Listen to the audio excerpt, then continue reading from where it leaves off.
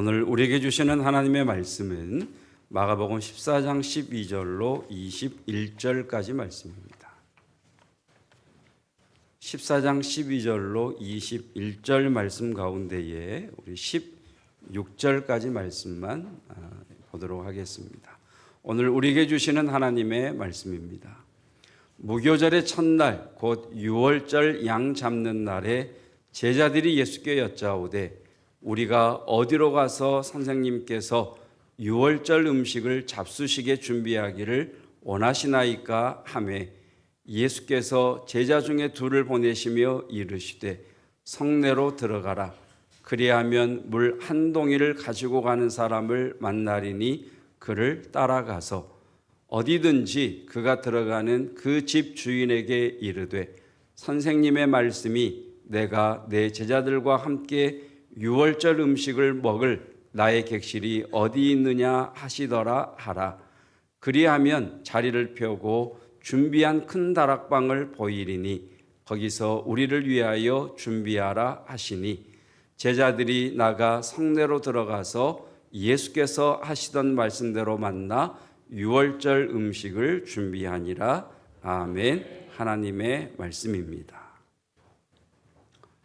앞으로 우리 각자에게 일어날 가장 중요하고 확실한 일이 있다면 무엇일까요?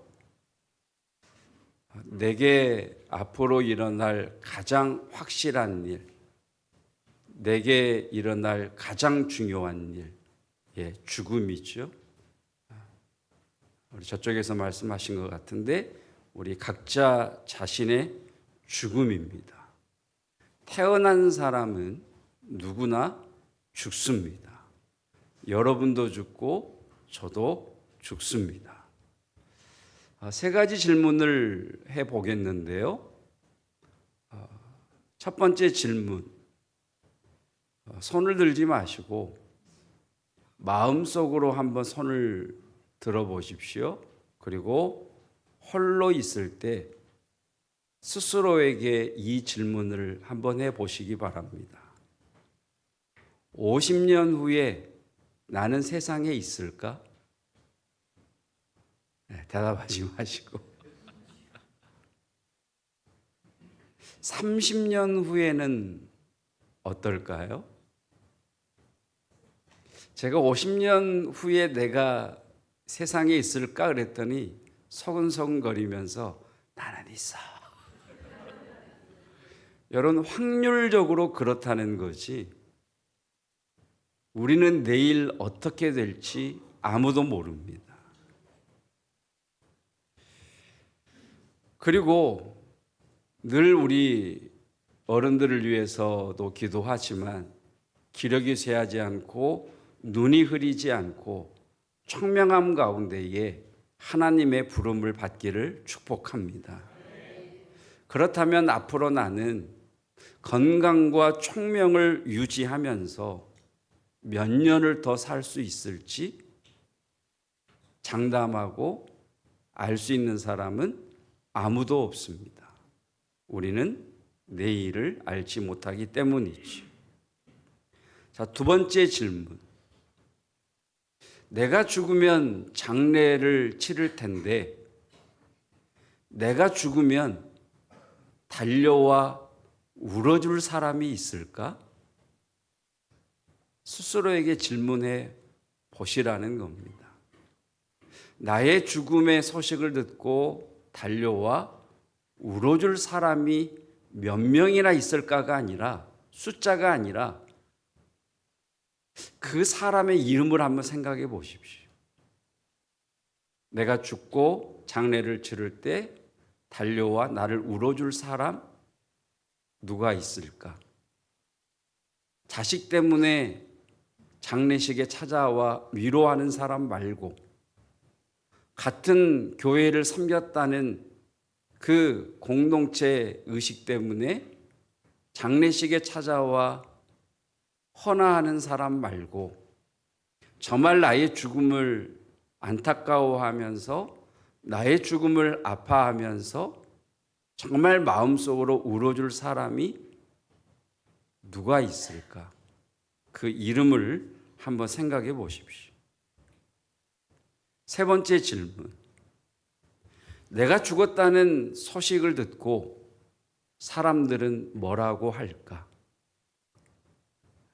세 가지 질문을 드렸어요. 세 가지 질문을 홀로 있을 때 스스로 한번 해보시라 말씀을 드렸습니다. 50년 후에도 내가 살아있을까? 30년 후에도 내가 살아있을까? 건강하게 총명을 잃지 않고 죽음의 날을 맞이할 수 있을까? 두 번째 질문. 내 장례를 치를 때 달려와 안타까워하며 마음 아파하며 울어줄 사람이 누가 있을까? 세 번째 질문. 내가 죽었다는 소식을 듣고 사람들은 뭐라고 할까? 스스로 한번 물어보시기를 바랍니다. 우리나라 문화는요, 죽음에 대해서 이야기하는 것을 굉장히 꺼림직하게 생각합니다. 거의 25년 전에 노회 시차례에서 장로님들과 함께 일본에 갔을 때 가장 충격을 받았던 것 중에 하나가 호텔 밑에 공동묘지가 있었다는 겁니다. 그러니까 다른 나라들을 보면 공동묘지가 마을 한복판에 있거나 동네에 있거나 집 앞에 있어요. 근데 우리나라는 공동묘지가 아주 멀리 떨어져 있습니다. 왜 그런 줄 아십니까? 죽음을 두려워해요. 죽음을 꺼림직하게 생각해요. 그래서 죽음에 대해 말한다는 것, 죽음에 대해서 잘 다루지 않습니다.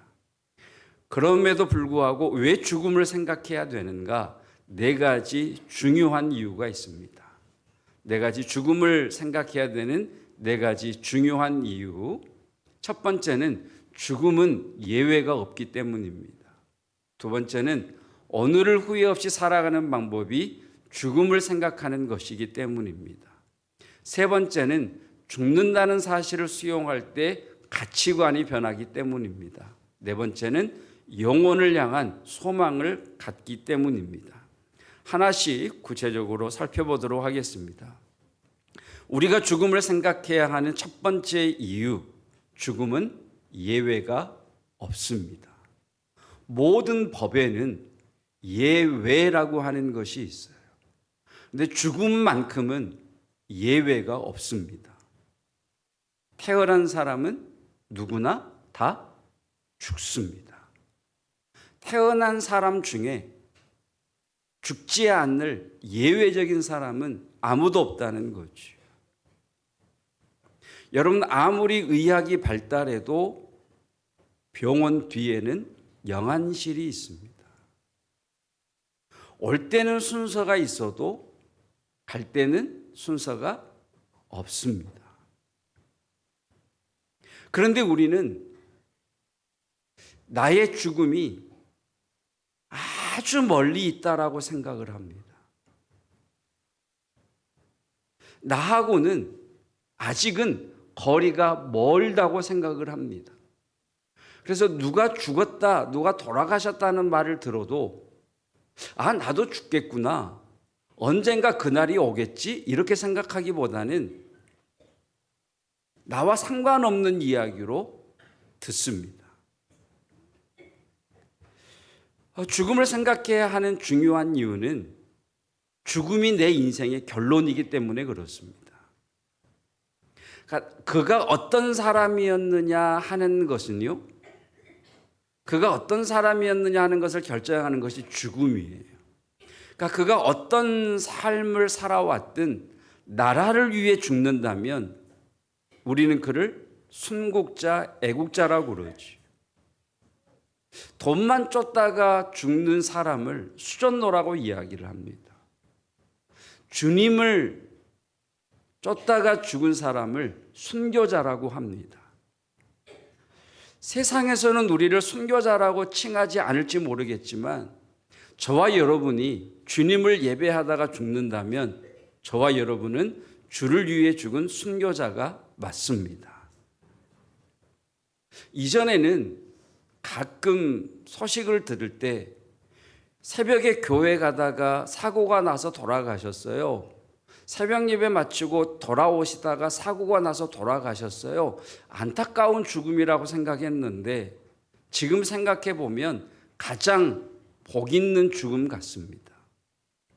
내가 다른 것도 아니고 주님의 전을 향해 가다가 죽었다? 순교자죠.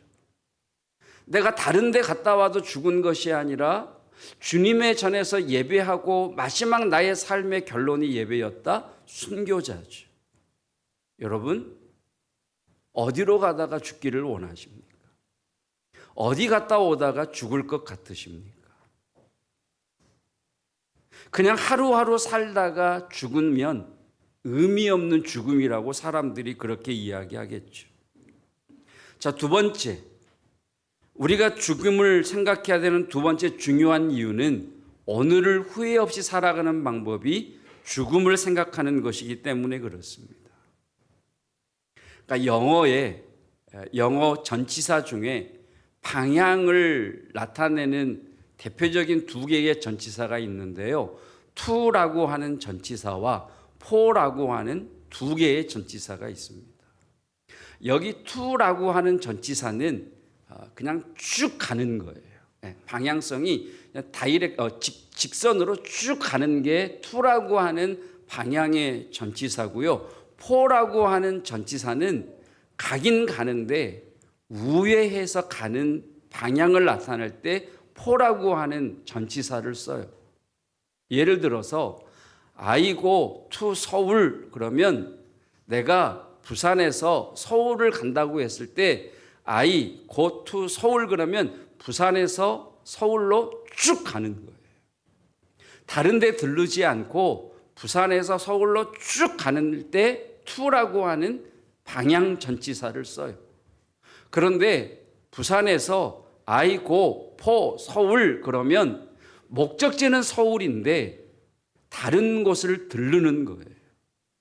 출발해서 울산에 갔다가 경주 한번 들렀다가 대구로 갔다가 저 순천도 갔다가 대전도 들렀다가 여튼 서울은 가긴 가는데 우회해서 간다라고 할 때 for라고 하는 전치사를 써요. 그러니까 여기 to든 for든 목적지는 분명하죠. 뭐 직접 가든 다른 곳을 둘러서 가든 목적지는 있죠. 근데 여러분 이 영어 문장에서 목적지인 서울이라고 하는 단어를 지워 봅시다. I go to. 나는 가. 나는 가요. 근데 어디로 가시느냐고. 우회해서 가시든 직접 가시든 나는 가요. 근데 어디를 향해 가시느냐고. 그러니까 죽음이라고 하는 인생의 결론을 생각하며 가는 사람과 그 목적지도 알지 못한 채 오늘 하루하루를 사는 사람의 삶의 모습이 똑같아 보인다 할지라도 그 결론은 전혀 다르다는 거예요. 그러니까 죽음을 생각하는 사람이 사는 오늘의 모습과 막연하게 생각하지 않고 사는 사람의 오늘이 같을 수 없다는 거죠. 죽음을 생각하는 사람은, 나의 결말을 생각하는 사람은 오늘이 소중합니다.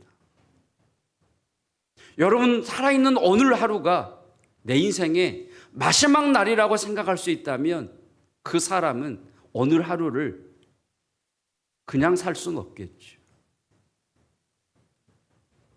내 삶에 결말이 있다는 것을 아는 사람은 오늘을 겸손하게 살겠죠. 그러니까 죽음을 생각하면 오늘을 후회 없이 살 수가 있습니다.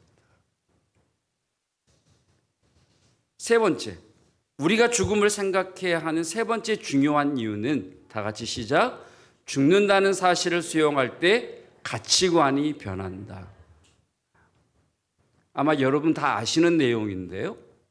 노벨상을 만든 노벨이라고 하는 사람이 있습니다. 다이너마이트를 발명해서 엄청난 부를 축적한 사람이죠.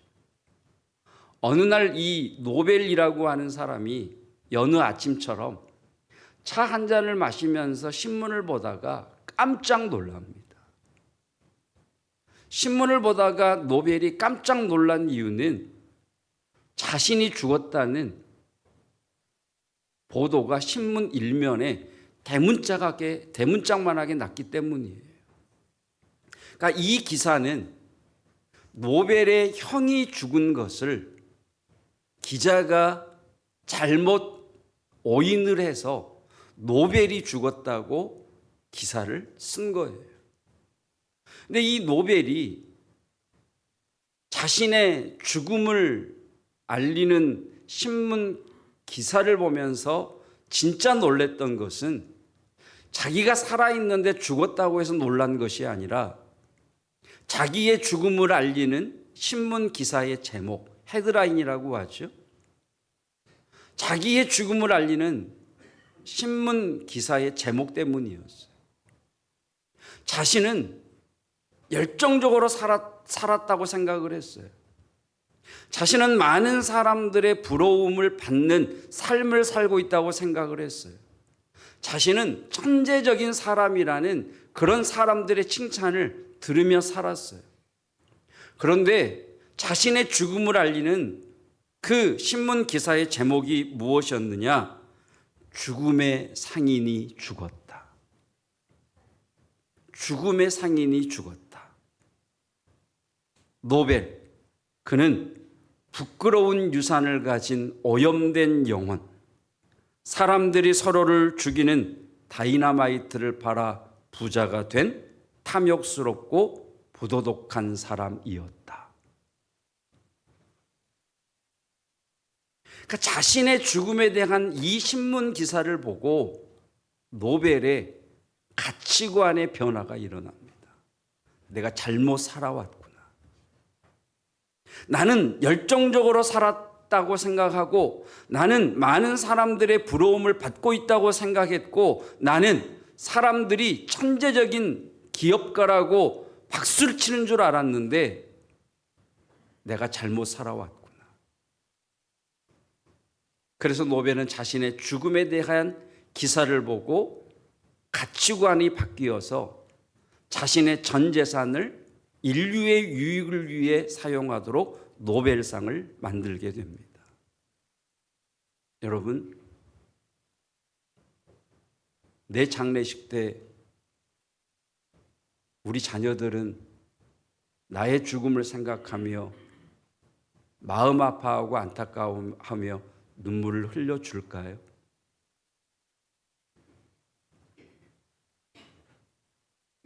함께 신앙생활한 성도들은 나의 죽음에 대하여 뭐라고 말할까요? 죽음에 대하여 생각하면 가치관이 변하게 됩니다. 네 번째, 우리가 죽음을 생각해야 하는 네 번째 중요한 이유가 있습니다. 죽음을 생각하면 반드시 따라오는 질문이 있습니다. 죽으면 끝날까?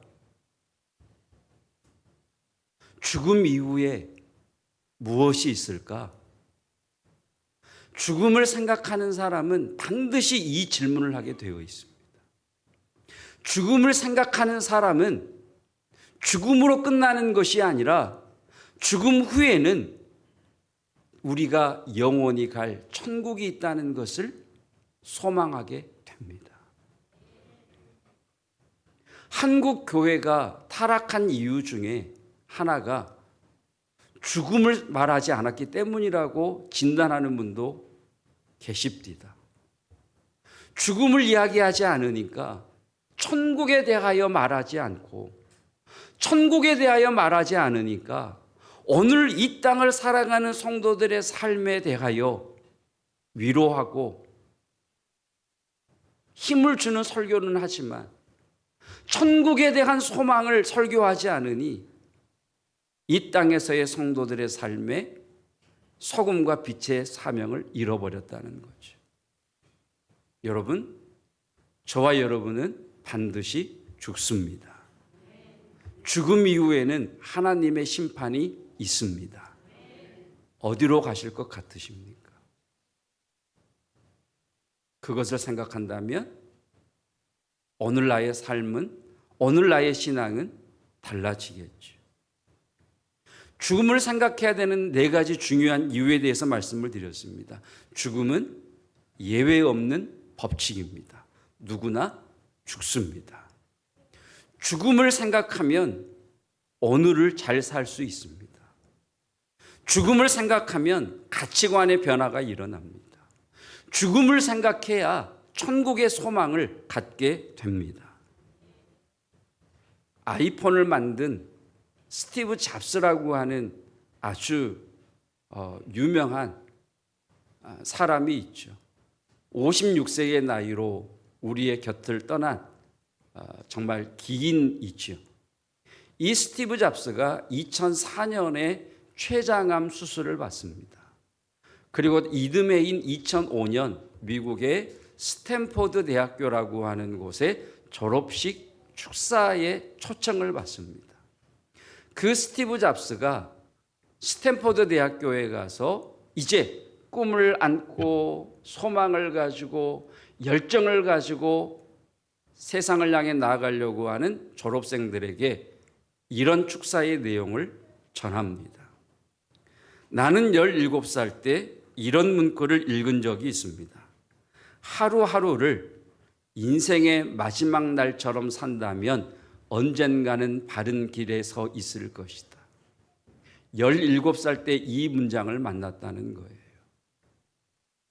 하루하루를 인생의 마지막 날처럼 산다면 언젠가는 바른 길에 서 있을 것이다. 이 글에 감명받은 저는 그 후 50살이 되도록 거울을 보면서 제 자신에게 묻곤 했습니다. 오늘이 내 인생의 마지막 날이라면 지금 하려고 하는 일을 할 것인가? 오늘이 내 인생의 마지막 날이라고 하면 지금 하려고 하는 일을 할 것인가 말 것인가? 아니요 라는 대답이 계속 나온다면 다른 것을 해야 한다는 걸 깨달았습니다.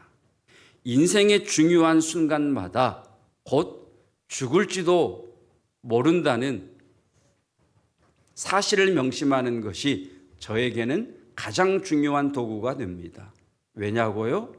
외부의 기대, 각종 자부심과 자만심, 수치스러움과 실패에 대한 두려움들은 죽음 앞에서만 모두 밑으로 가라앉고 오직 진실만이 남기 때문입니다. 오늘이 내 인생의 마지막 날이라면 지금 하려고 하는 일을 할 것인가? 라고 물었을 때, 그러니까 곧 죽을지도 모른다는 이 사실을 생각했을 때 결정과 판단의 가장 중요한 도구가 되더라는 거예요. 외부의 기대 때문에, 어떤 자부심과 자만심 때문에, 수치스러움과 실패에 대한 두려움 때문에 죽음 앞에서는 이게 아무것도 아니더라는 거예요. 그래서 자신은 이것들 때문에가 아니라 죽음을 생각하니 지금 내가 이 일을 해야 할 것인가 말 것인가 가장 분명하고 명확하고 중요한 결정과 판단을 내릴 수 있었다는 거예요. 죽음을 생각하는 것은 무엇을 잃을지도 모른다는 했고, 여러분들이 지금 모두 잃어버린 상태라면 더 잃을 것도 없기에 본능에 충실할 수밖에 없습니다. 여러분들의 삶은 제한되어 있습니다. 그러니 낭비하지 마십시오. 오늘을 낭비하지 말라는 말이죠. 다른 사람들의 생각에 얽매이지 마십시오. 타인의 잡음이 여러분들 내면의 진정한 목소리를 방해하지 못하게 하세요. 그리고 가장 중요한 것은 마음과 영감을 따르는 용기를 가지는 것입니다. 이미 마음과 영감은 당신이 진짜로 무엇을 원하는지 알고 있습니다. 나머지 것들은 부차적인 것이죠. 여러분, 내 내면에서 말씀하시는 하나님의 음성을 따르는 용기를 가질 수 있기를 축복합니다. 죽음을 생각하는 자만이 가질 수 있다는 거예요. 나는 언젠가는 죽습니다. 그리고 그 후에는 하나님 앞에 설 것입니다. 이것을 의식하고 산다면, 이것을 근거로 판단하고 결정한다면 앞으로의 우리의 인생에 실패할 확률은 확 줄어들겠지. 그래서 성경은 죽음을 가까이 하라라고 말씀하십니다. 전도서 7장 말씀. 함께 읽겠습니다. 초상집에 가는 것이 잔치집에 가는 것보다 나으니 모든 사람의 끝이 이와 같이 됨이라. 산자는 이것을 그의 마음에 둘지어다. 4절. 지혜자의 마음은 초상집에 있으되 우매한 자의 마음은 혼인집에 있느니라. 혼인집이 훨씬 즐겁죠. 그런데 즐거움으로 끝난다는 거예요. 그러나 초상집은 나도 언젠간 죽겠지. 저 사람의 죽음 앞에 저렇게 마음 아파하고 안타까워하며 울어줄 사람이 내 장례식 때도 있을까? 사람들은 나의 죽음에 대해 뭐라고 말할까? 죽음을 생각하면 오늘을 후회 없이 살 수 있다는 거예요. 그래서 성경은 죽음을 가까이 하라 라고 말씀하시고 초상집에 마음을 두는 자가 지혜로운 자다라고 말씀하시죠. 자, 오늘 우리가 읽은 마가복음 14장 12절 이하의 말씀은 예수님의 제자들이 이 땅에서 예수님과 갖는 마지막 저녁 식사를 준비하는 내용입니다. 그러니까 유월절 만찬, 이 유월절 마지막 만찬, 우리가 최후의 만찬으로 알고 있는 이 유월절 마지막 만찬을 준비하는 예수님에 대하여 요한복음 13장 1절은 우리에게 이렇게 말씀해 주십니다. 유월절 전에 예수께서 자기가 세상을 떠나,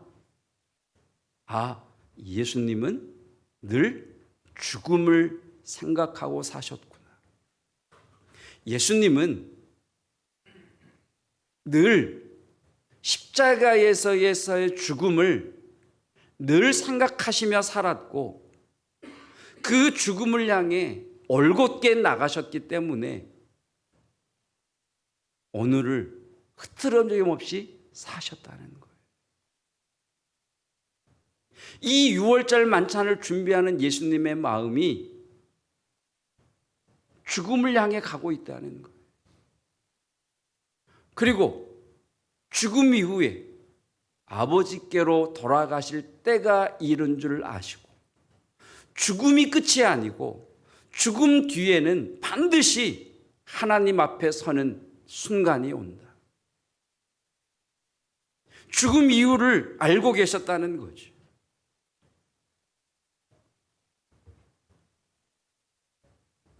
그래서 죽음을 아셨기에 오늘 세상에 있는 자기 사람들을 사랑하시되 끝까지 사랑하시니라. 저는 예수님께서 유다도 마지막까지 사랑하셨을 것이라 믿습니다. 왜? 죽음을 앞에 둔 이제 이 저녁에 붙들려 내일이면 십자가에서 죽을 것을 알고 계셨기에 주님은 사랑하시기로 결정하신 거죠. 여러분, 자녀들 때문에 속상하십니까? 오늘 여러분이 죽음을 맞이한다면 그 자녀들을 위해 무엇을 하실 것 같으십니까?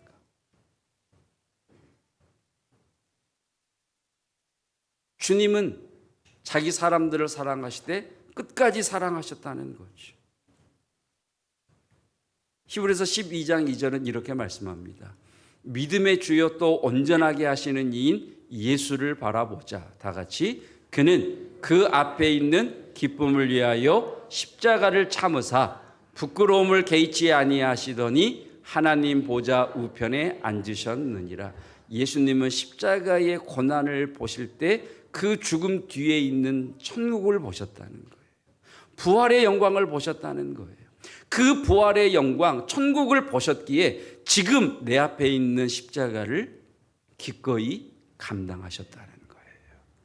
여러분, 우리는 죽음으로 끝나는 존재가 아니라 하나님 앞에 반드시 들어갈 것입니다. 그렇다면 이 고난은 그 나라로 가기 위한 과정이지 결말이 아닙니다. 오늘 예수님께서는 유월절을 준비하는 제자들에게 말씀을 하십니다. 오늘 우리가 읽은 본문에는 제자 둘을 보냈다라고 하는데 누가복음을 보면 베드로와 요한을 보내십니다. 보내시면서 하시는 말씀이 성내로 들어가라. 예수님, 우리가 유월절 저녁을 어디에서 준비할까요? 라고 제자들이 묻자 예수님의 말씀, 예루살렘 성내로 들어가라. 성내로 들어가면 물 한 동이를 지고 가는 사람을 만나게 될 것이다. 그러면 그 사람을 따라가라. 그 사람을 따라가다 보면 그 사람이 어느 집으로 들어가든지 그가 들어간 집 주인에게 예수님이 먹으실 유월절 만찬을 준비하시라고 하십니다 라고 전해라. 그러면 그 사람이 장소를 내어줄 것이다 라고 말씀을 하시게 되죠. 저는 이 본문 말씀을 묵상하면서 그런 생각을 했습니다. 우리가 죽어 하나님 앞에 갔을 때 이 땅에서 우리가 놓쳤던 그 순간들, 그분의 음성을 듣고 순종했더라면, 그분의 음성을 듣고 따라갔더라면 바뀌었을 내 인생을 놓쳐버린 그 순간들을 알게 된다면, 보게 된다면, 깨닫게 된다면 얼마나 안타까울까. 예루살렘 성내로 들어가랍니다. 오전동 38번 길로 가라. 52-1번을 타고 어디에서 내려라. 이것도 아니고 성내로 그냥 들어가랍니다. 성내로 들어가면 어디에서 어떤 사람이 있을까요? 라고 말씀도 하지 않으시고 그냥 물 한 동이 지고 가는 사람을 만날 거랍니다.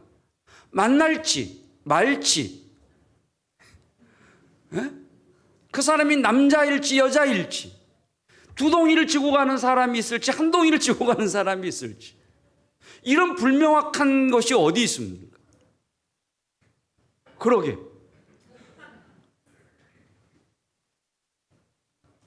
여러분, 주님의 말씀이 이해돼서 순종하는 게 아닙니다. 주님의 말씀이기 때문에 순종하는 겁니다. 우리가 죽음 후에 주님 앞에 갔을 때, 그때 주님께서 주셨던 감동을 따라 순종했더라면, 그때 주님께서 목사님을 통해 말씀하실 때 그 말씀대로 내가 순종했더라면 그 복을 누렸을 터인데, 그래서 내가 그렇게 살았구나. 그래서 내가 그때 그 복을 놓쳤구나. 여러분, 후회하지 않기를 축복합니다. 그것만 생각하셔도 오늘 내 삶은 전혀 달라질 것입니다. 여러분, 주님의 음성을 듣고 주께서 예비하신 은혜를 누리시기를 주님의 이름으로 축복합니다. 우리 주님께서 변화산에 오르사 영광스러운 모습으로 변형되셨을 때에 하늘 하나님 아버지의 음성이 들려 이르시되 너희는 그의 말을 들으라. 너희는 그의 말을 들으라. 막연하지만 성내로 들어가라는 주의 말씀에 순종했고 예루살렘 성내로 들어가면 물 한 동이를 지고 가는 사람을 만날 것이다 라는 말씀을 순종했고 그 말씀을 따라 그 물동이를 진 사람을 따라가 그 사람이 들어간 집 주인에게 주의 말씀을 전했을 때 유월절 마지막 만찬을 준비할 공간을 내어주었던 응답을 받았던 것처럼 주님, 저희도 주의 말씀을 듣기를 원합니다. 이 말씀에 순종할 것인가? 내 마음대로 살 것인가? 성령의 감동을 따라갈 것인가?